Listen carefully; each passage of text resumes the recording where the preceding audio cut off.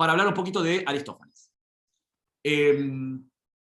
Voy a recuperar en estos 10 minutos algunas líneas que ya hemos trabajado y voy a darles algunas pautas para que leamos la bibliografía que resta.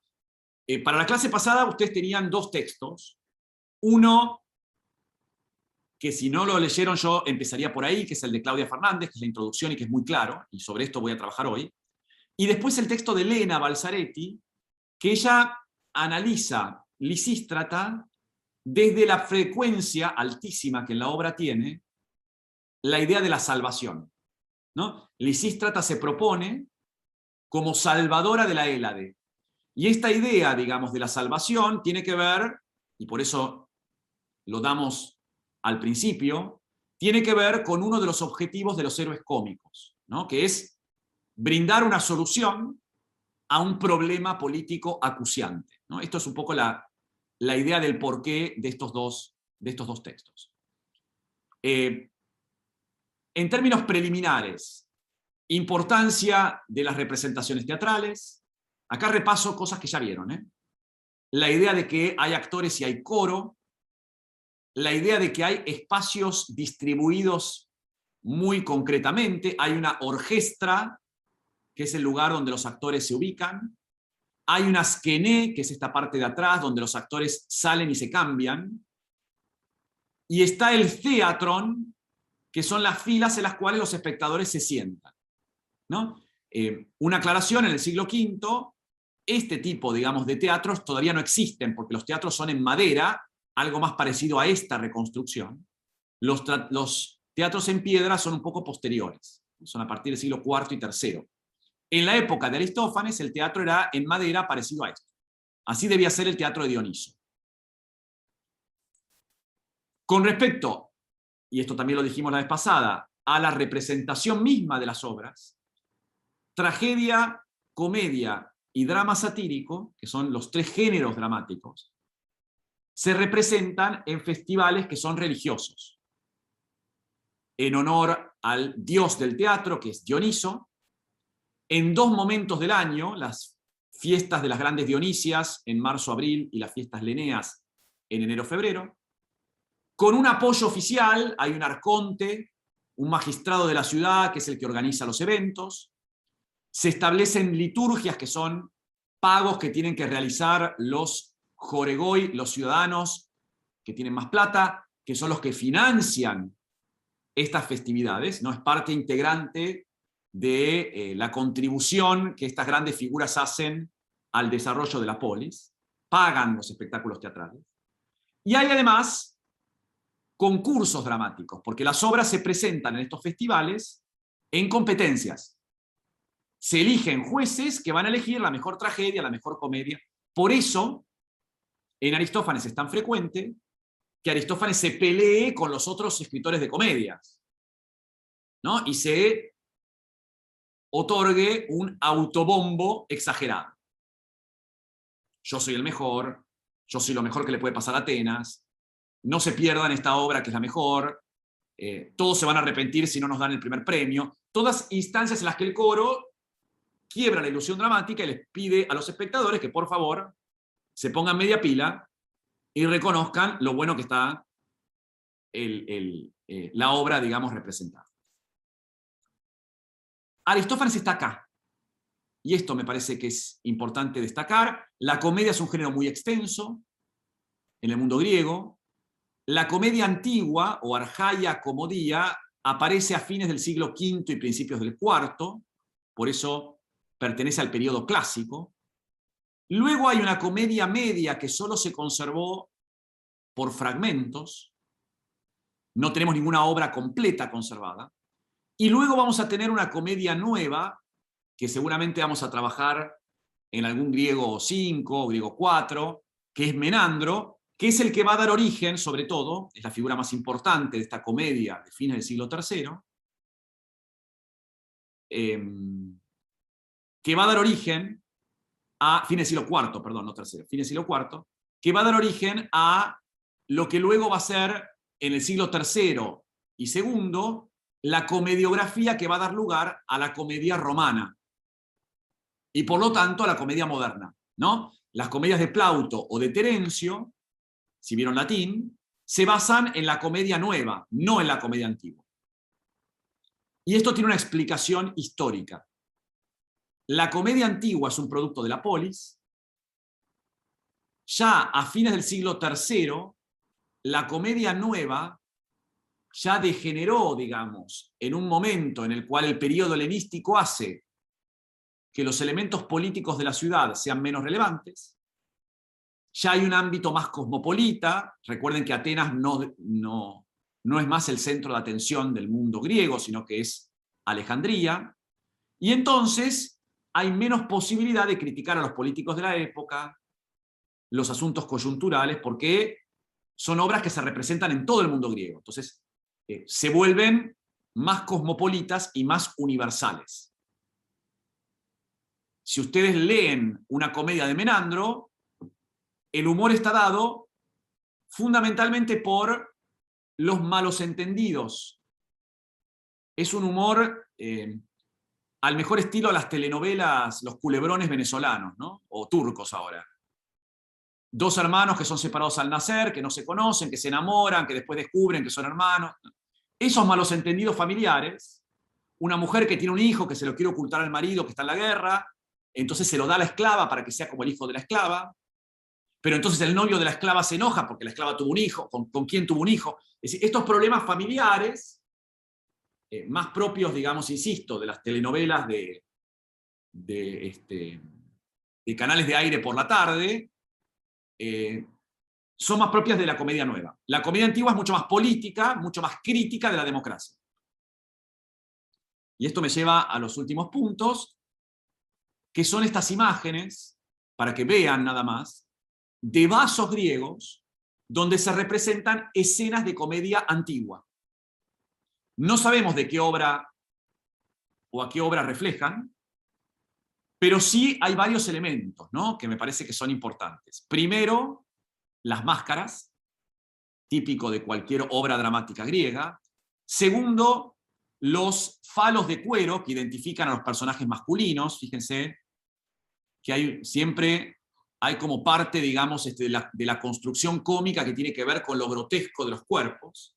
Y además, con el hecho de que los personajes, a propósito, se colocan, hoy diríamos como goma espuma, para parecer cuerpos más regordetes, ¿no? Es decir, para generar como cuerpos más risibles en términos de su conformación física. El otro punto importante es la sobreabundancia de objetos cómicos.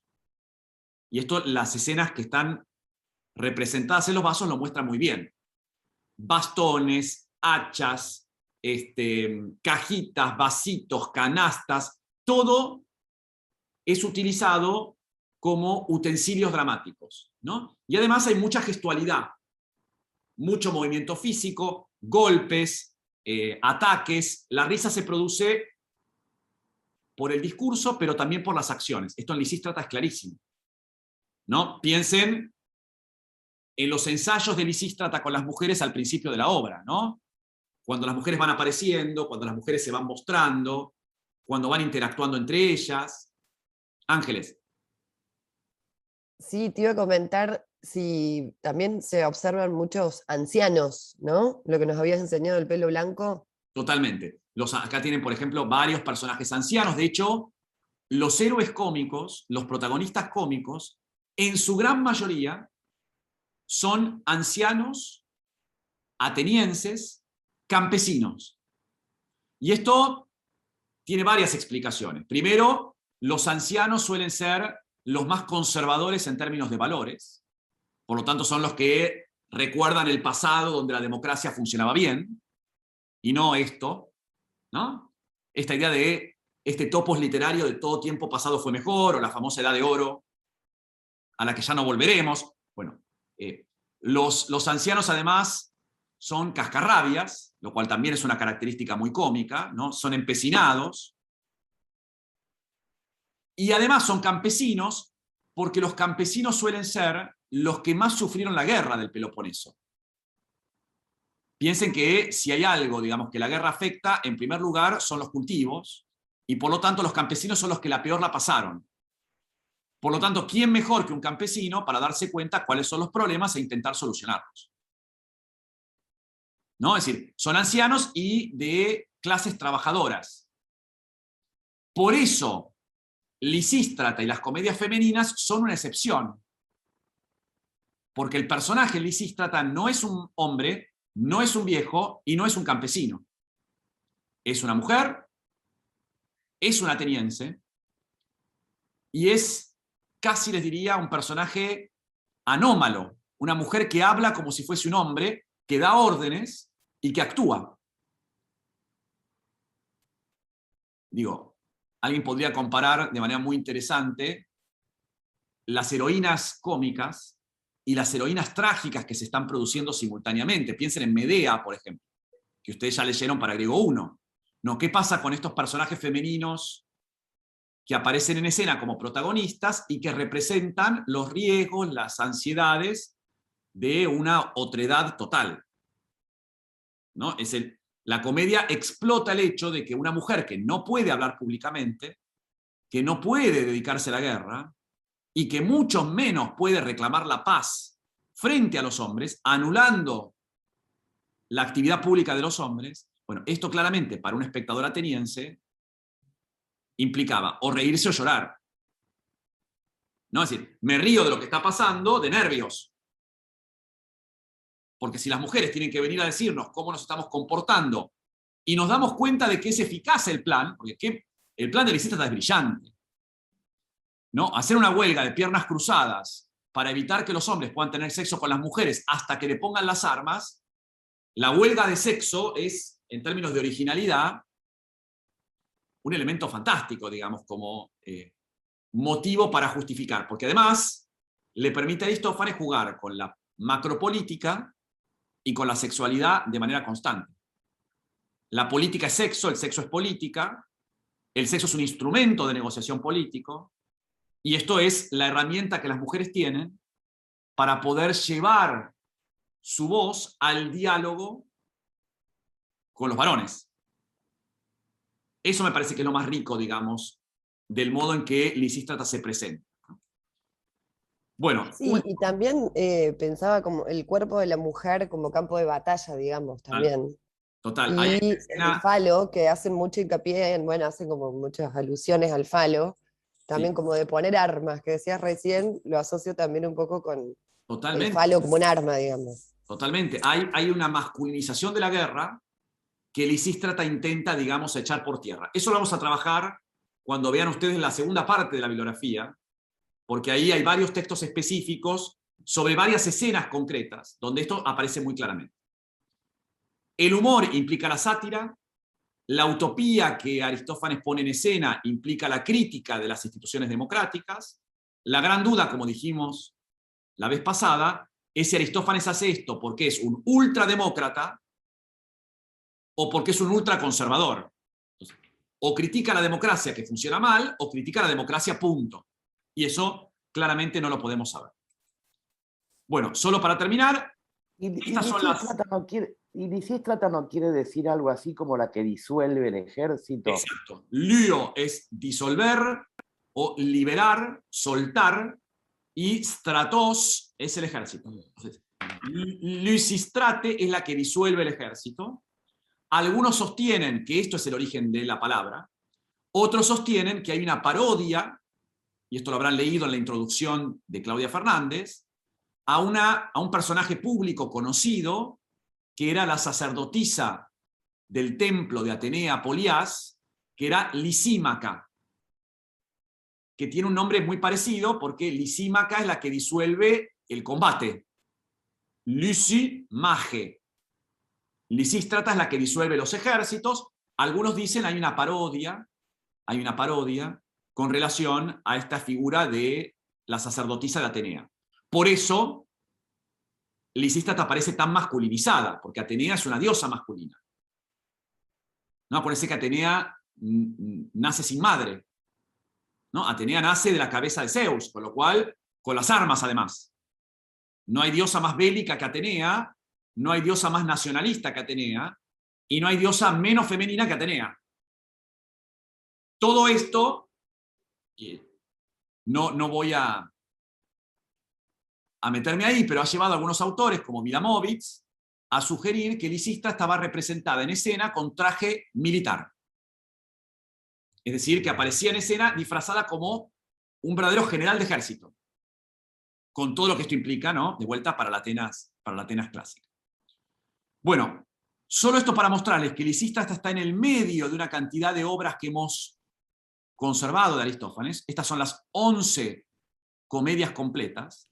Y Lisístrata... Temoforiantes y asambleístas de comedia de mujeres. Son dos comedias de mujeres puestas el mismo año, cada una en una festividad dramática distinta. Y asambleístas también. Asambleístas es la tercera de las obras femeninas, es posterior. Ahora, Asambleístas y Riqueza están fuera de la guerra del Peloponeso, ¿no? Por eso les puse los años, para que vean cómo 9 de las 11 comedias de Aristófanes se escriben durante la guerra. Por lo tanto, la guerra es el telón de fondo. Bueno, vamos a hablar un poquito de Lisístrata, y acá me gustaría, yo voy presentando algunas ideas, y si ustedes ya leyeron la obra y tienen comentarios para hacer, o leyeron la bibliografía, bienvenidos sean, digamos, sus ideas y sus comentarios. Yo les puse acá, estos son los textos que vamos a recorrer, que son los que no habíamos discutido, ¿se acuerdan? En la primera clase que tuvimos de Aristófanes y Lisístrata. Acá tienen, con nuestros amigos que democratizan los textos difícilmente conseguibles en nuestro medio, tienen los links que pueden chusmear después para poder conseguir las ediciones, por lo menos de Henderson y de Sommerstein, que vienen con el texto griego de Lisístrata, con una traducción al inglés, y además con notas, verso por verso, sobre distintas cuestiones. Por lo tanto, si ustedes eligen Lisístrata para trabajar, y eligen un tema dentro de Lisístrata, no estaría mal, como de hecho voy a hacer ahora en un ratito, que cuando van trabajando ciertos temas vayan viendo el texto en griego. Ya están en condiciones, después de un griego 2, de ver las palabras en griego que aparecen, ver qué vocabulario. No tienen que hacer el análisis sintáctico de Lisístrata. Simplemente buscan lo que quieren encontrar, ¿no? Es decir, a ver, ¿qué palabra usa Lisístrata para referirse a el poder militar? ¿O cuáles son los adjetivos con los cuales se describe a Lisístrata? ¿O qué características, aparecen para describir la vestimenta de las mujeres y la vestimenta de los hombres? ¿No? Es decir, uno puede rastrearlo desde muchos lugares.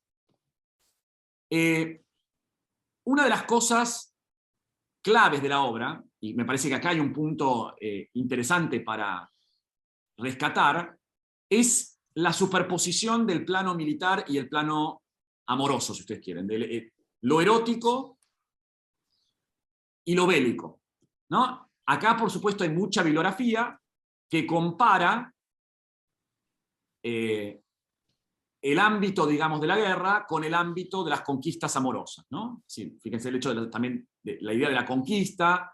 Esto aparece como un topos en toda la literatura griega, y esta idea muy original de Aristófanes, de proponer como espacio de pacificación la huelga de sexo.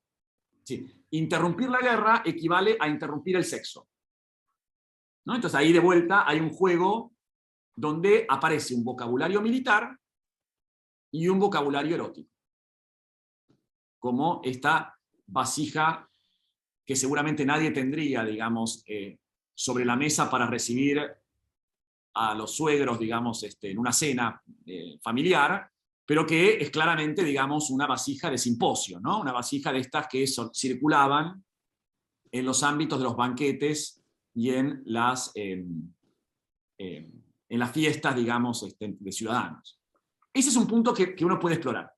Y ahora voy a meterme un poquito más adentro en algunas de estas lecturas.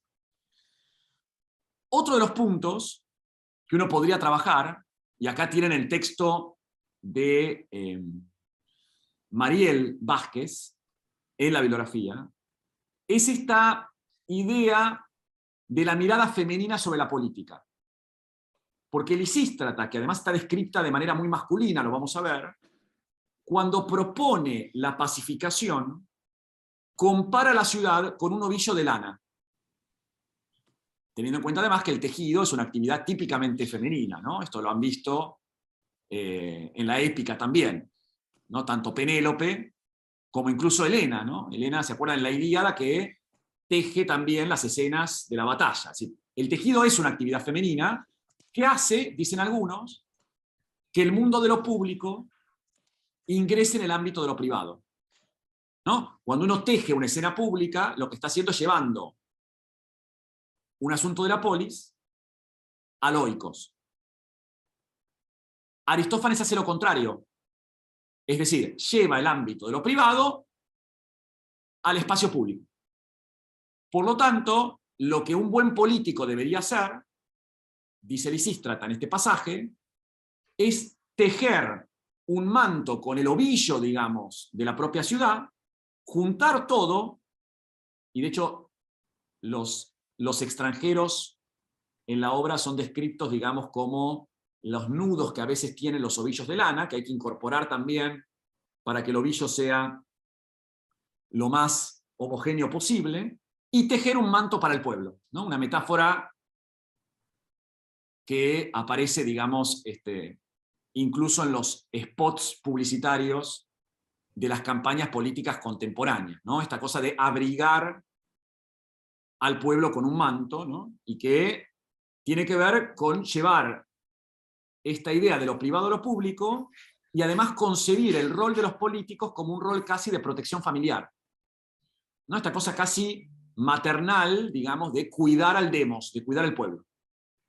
Bueno, ahí tienen otra línea que la bibliografía les permitiría explorar. En la obra permanentemente hay referencias a cómo las mujeres pueden actuar en el ámbito público a partir de una serie de elementos que ellas realizan o hacen en el ámbito doméstico, ¿no? Es decir, la idea es proyectar sus buenos quehaceres domésticos para ver si finalmente se pone límite a los desmanes públicos. Otro tema ahí que pueden explorar, y ahí el texto de Mariel creo que es clave. Recordarán además, en un momento de la obra, que aparecen los dos enviados, ¿no? El enviado ateniense y el enviado espartano, que no pudiéndose poner de acuerdo y en un estado casi de desesperación sexual, deciden sentarse a negociar. En esa negociación, Lisístrata aparece como el factor necesario para una reconciliación. La idea de la reconciliación aparece en toda la obra y Lisístrata funciona, y esto lo habrán visto, lo recordarán, como una especie de árbitro, ¿no? Entra Lisístrata en escena, fíjense, cuando aparece Lisístrata, hola, la más valiente de todas, es necesario que te vuelvas tremenda en oratoria, delicada en persuasión, noble y vulgar, altanera y sumisa, versátil, polupeiron. Porque los primeros entre los griegos, cautivados por su encanto, se reunieron ante vos y de común acuerdo te hicieron árbitro de sus disputas, ¿no? Estas son las palabras de los dos enviados cuando Lisístrata entra en escena. De vuelta, esto puede leerse en clave de género, porque cuando se dice la más valiente de todas, en griego, ¿qué dice? Lo tienen acá. Pasón andreiotate. ¿Y esta forma qué es? Superlativo. Es un superlativo con un partitivo, ¿no? La más valiente entre todas. Y esto es un femenino. No dice panton, que sería el masculino. Dice pasón, de paz, pasa, pan, femenino, genitivo plural. entre todas las mujeres, y acá hay un refuerzo de las mujeres, porque acuérdense que generalmente en los artículos y en los adjetivos, muchas veces el genitivo plural masculino se usa también para el femenino. Acá aparece un femenino, claro.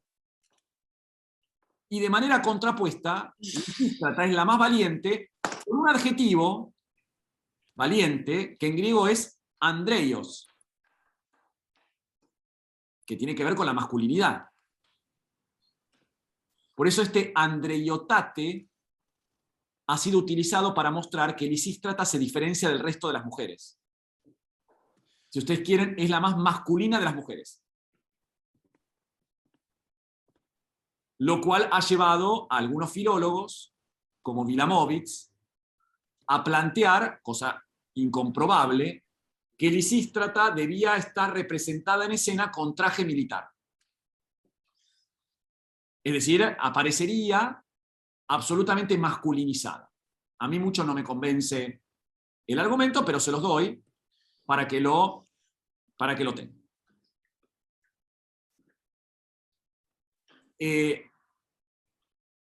La escena que, bueno, en la bibliografía tiene un texto mío, digamos, donde yo trabajé porque a mí me interesaba en ese momento, y bueno, me interesa ver cómo se representan las relaciones internacionales, digamos, en el teatro, digamos, de fines del siglo V y principio del IV.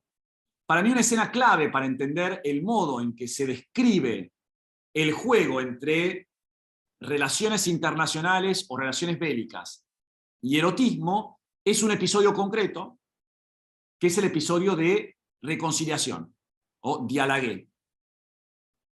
¿Por qué? Porque Dialagué es un personaje femenino, una alegoría, si ustedes quieren, porque Dialagué es un personaje mudo. Se discute si estos personajes mudos, y hay varios en Aristófanes, estaban representados por hombres también disfrazados de mujeres, como los actores, o si de verdad, y eso es mi lectura, eran de verdad mujeres desnudas que, como no participaban en términos actorales, eran utilizados como elementos, como objetos propios de la escenografía. ¿Sí? La mujer desnuda como un elemento objetual, digamos, material, sobre el cual los actores en escena, digamos, juegan, como jugarían, vuelvo a Aves, con la canastita, la olla y las hojas de mirto, ¿no? Forman parte de lo que los anglosajones llaman los props teatrales, ¿no? Prop entendido como los objetos dramáticos, las cosas que están en la escena y que contribuyen a que la trama avance.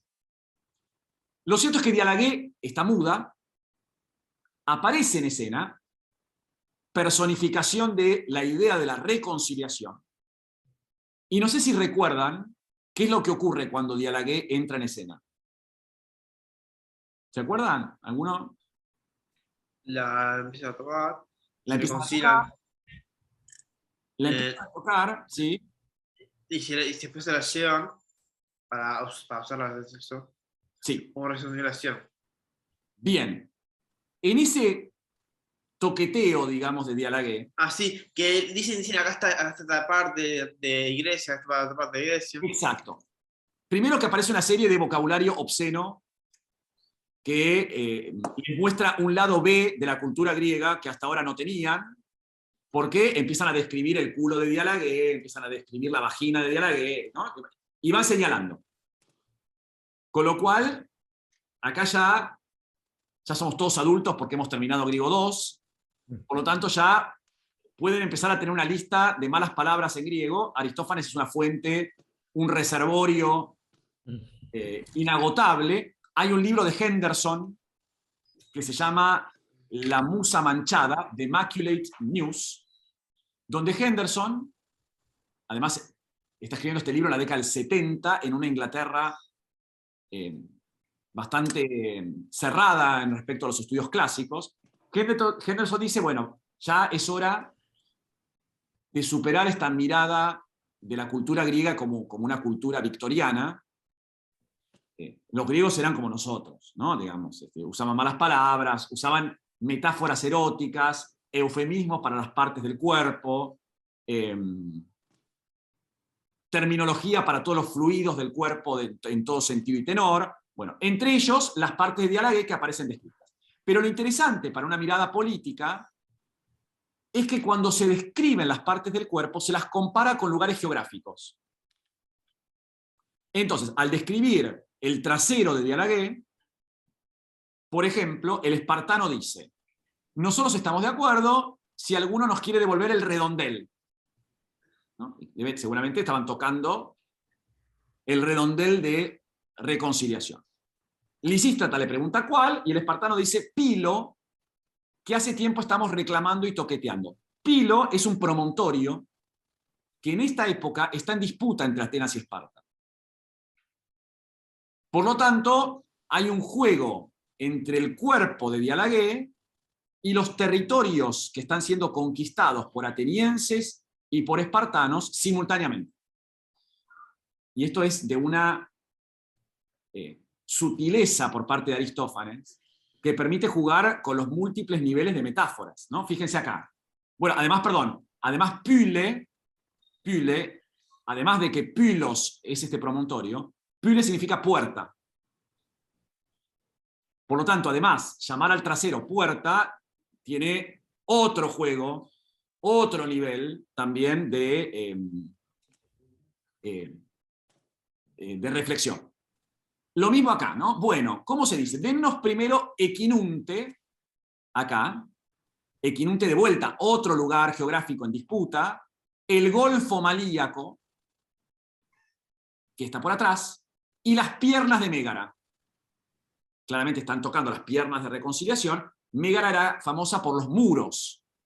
Por lo tanto, las piernas hacen las veces, digamos, de las murallas militares. Equinunte, que es una región geográfica, además, juega etimológicamente con la palabra éginos, que significa erizo, y que, como dice Henderson, es una de las palabras para referirse a la vagina. Por lo tanto, cuando se refiere a la ciudad de Equinunte, se están refiriendo claramente a la entrepierna, digamos, de reconciliación. Esto, evidentemente, frente al público que reconoce el juego de palabras, tiene que ver con el humor que se produce sobre el cuerpo de la mujer.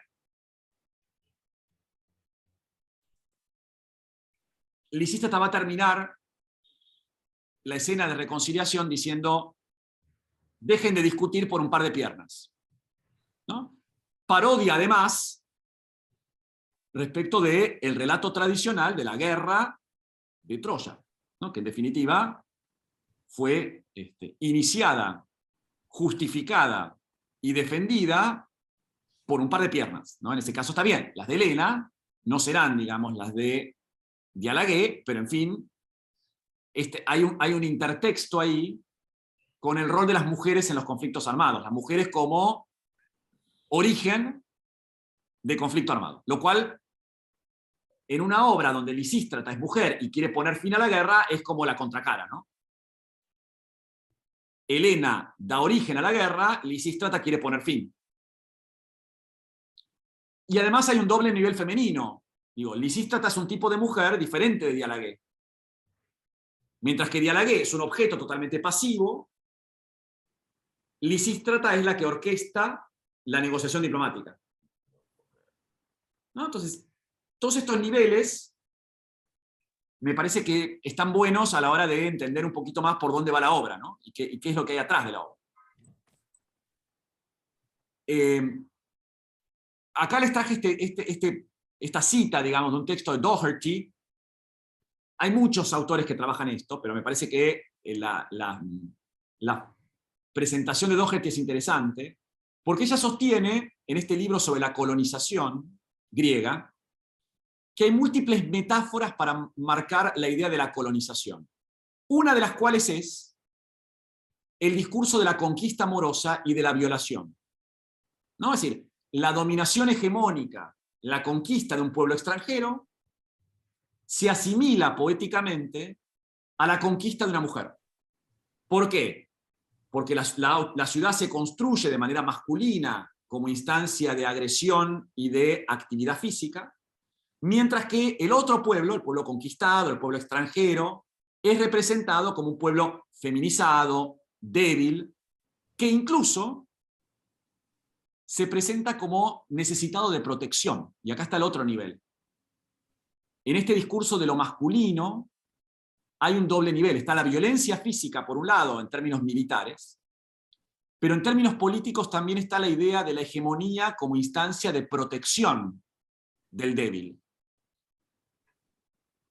Y esto es lo que justificaría otras metáforas de otras obras donde conquista de ciudades aliadas equivale a lógica matrimonial. Esto en el texto que tienen la bibliografía y que yo les presento, hago una comparación que por ahí a alguno les puede interesar con una obra de Éupolis, otro autor contemporáneo de Aristófanes, también de comedia, una obra perdida en el sentido de que solo tenemos pocos versos. Pero en Éupolis lo interesante, y voy a ser muy rápido con esto, es que el coro de la comedia son las ciudades aliadas de Atenas durante la guerra. Es un coro femenino. Cada mujer que integra el coro representa una ciudad aliada, y en los pocos fragmentos que tenemos hay referencias a esas ciudades. Por ejemplo, acá está Atenas, hay referencia a la ciudad de Tenos, a la ciudad de Quíos y a la ciudad de Cícico. 3 ciudades que en tiempos de la guerra del Peloponeso eran aliadas de Atenas. Por lo tanto, ¿qué hace Éupolis para representar este juego entre las ciudades aliadas y Atenas? Coloca a las ciudades como mujeres, a los atenienses, personajes de la obra, como varones, y la obra debió de terminar, como suelen terminar las obras, con un festejo, celebración nupcial de las bodas entre los atenienses y las ciudades aliadas. Entonces fíjense cómo, de vuelta, la alianza equivale a un contrato matrimonial. Contrato matrimonial donde las dos partes no están en el mismo nivel. ¿No? En el matrimonio griego, el hombre es el que representa la autoridad del matrimonio, la mujer siempre está en un rol subordinado. Algo parecido a lo que la hegemonía ateniense quiere lograr con estos aliados a los cuales hay que proteger y respecto de los cuales ejerce un control jurídico. ¿Sí? Bueno, en el texto que tienen los pasajes. Yo no quiero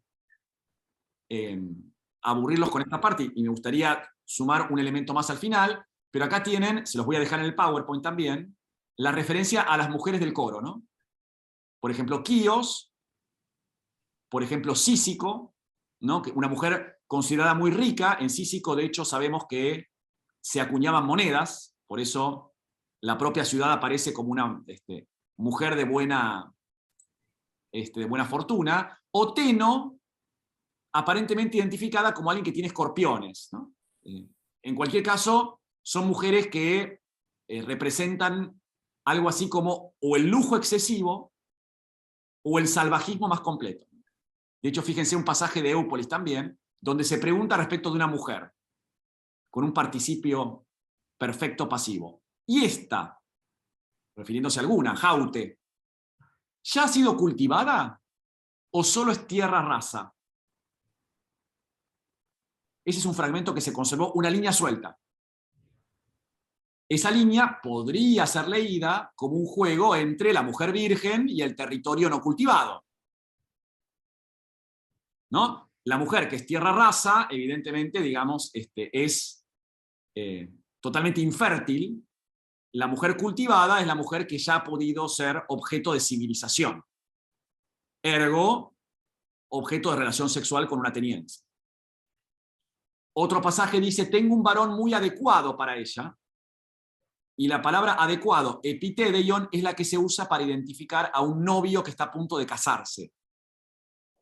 De acá que se ha interpretado que en la obra seguramente las mujeres del coro terminaban casándose con los varones atenienses. Cosa que en la obra conservada no tenemos. Esto es una hipótesis de cómo puede haber terminado la propia comedia. ¿Sí? Otros 2 puntos más con otros marcos que pueden eventualmente utilizar para trabajar. Y estos son marcos teóricos. Hay marcos sobre la cultura material que muestran cómo aparece la idea del control y de la posesión de las cosas, que en Lisístrata es clave. Por ejemplo, cuando las viejas toman la Acrópolis. El tomar la Acrópolis aparece como una acción absolutamente masculinizada. Y por lo tanto, la actividad masculina queda desestructurada frente a las mujeres que se han apoderado, dicen los varones, de mi Acrópolis. Acrópolin eman. Como si la Acrópolis fuese posesión masculina, además la Acrópolis feminizada, ¿no? Los hombres poseen la Acrópolis. Las mujeres han cerrado la Acrópolis, las viejas, se acordarán en la obra, las viejas suben a la Acrópolis y traban con cerrojos y cierran con llave el ingreso a los propileos, que son la columnata que da entrada a la Acrópolis. De más está decir que esto también juega con el erotismo, ¿no? Las viejas son mujeres cerradas, en el sentido de que, como la Acrópolis, son impenetrables. El cerrar con trancas frente a varones que quieren recuperar la Acrópolis es un juego con un topos literario, que posiblemente los que hagan latín ya lo habrán visto en algún momento, que es el topos del paraclausuteron.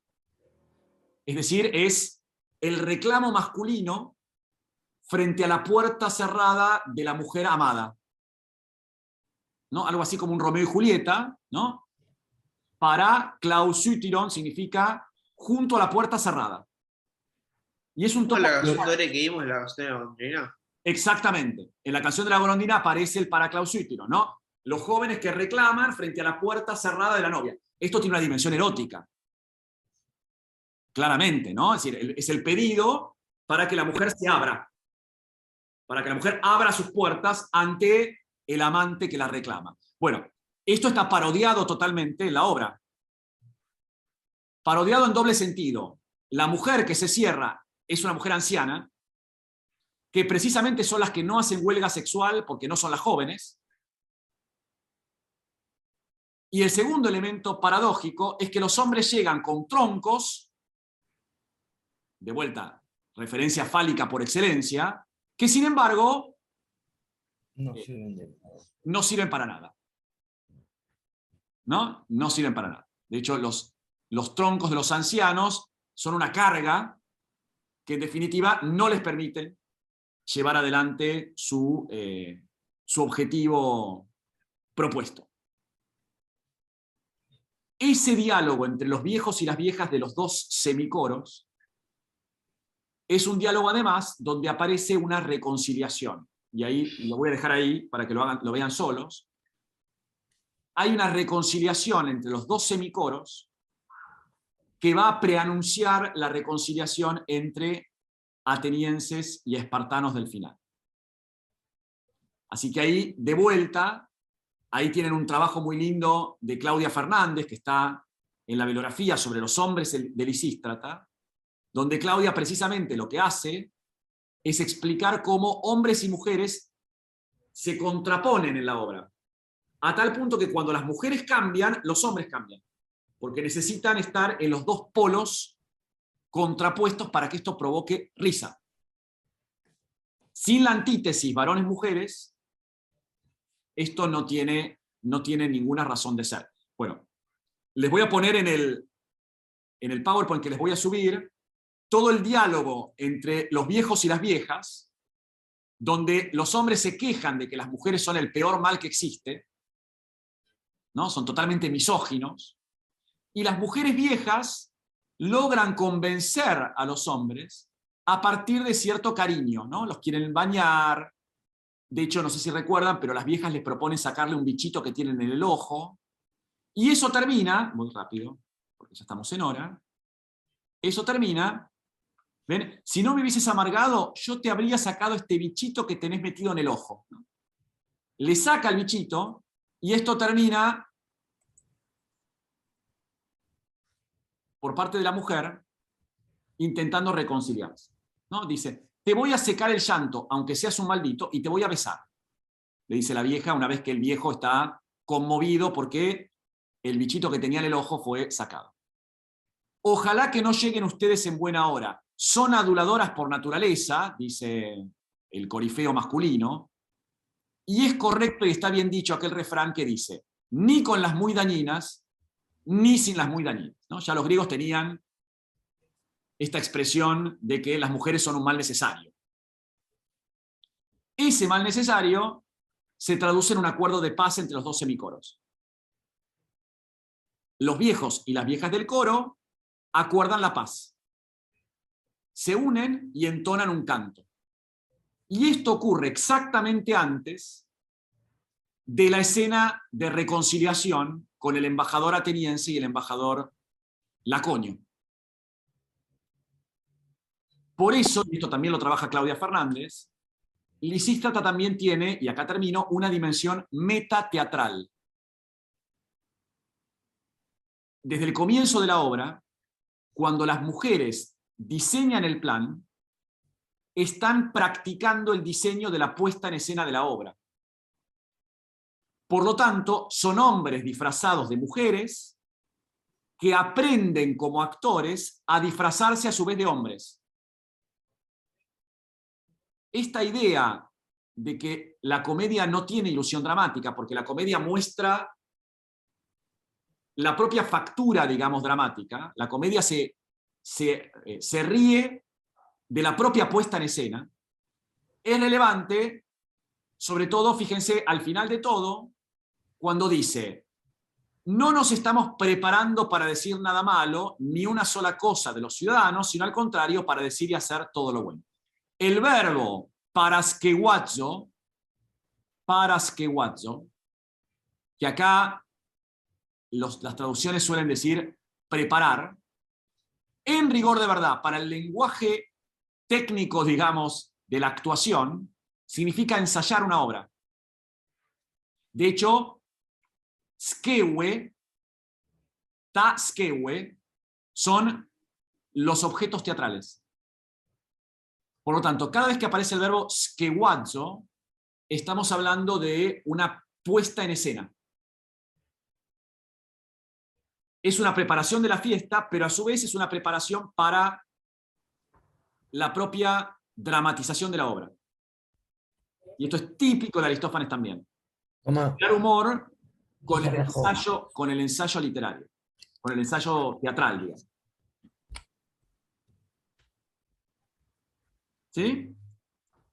Bueno, yo sé que tiré mucha info, digamos así, junta, pero me parecía que estaba bueno, además esto queda grabado, así que lo pueden volver a ver cuando quieran, pero por lo menos estas líneas, para ustedes que quizás no vienen trabajando con el género cómico, les puede por ahí despertar, y acá dejo compartir, despertar alguna idea así medio salteada respecto de cómo encarar algún tema específico sobre alguna parte de la comedia, por ejemplo.